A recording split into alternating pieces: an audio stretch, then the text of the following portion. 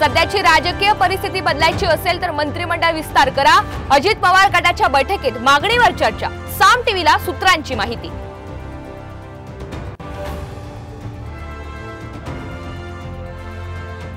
भेटी दरम्यान चर्चा करू। राजीनाम्याच्या मुद्द्यावरून अमित शहा यांचा फडणवीसांना फोनवरून सल्ला। साम टीव्हीला सूत्रांची माहिती।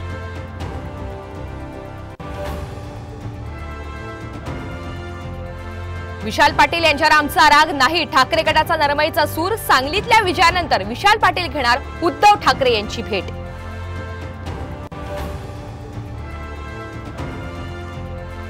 8 ऐवजी 9 जूनला नरेंद्र मोदी यांचा शपथविधी होणार असल्याची माहिती। तर राहुल गांधी यांनी विरोधी पक्षनेते व्हावं, यूपीएतील अनेक खासदारांची मागणी।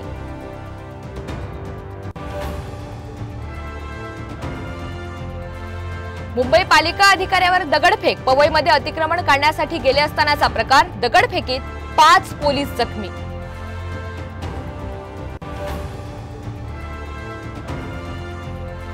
महाराष्ट्रात बरसल्या आनंद सरी। तळकोकणात मान्सूनचं दिमाखात आगमन।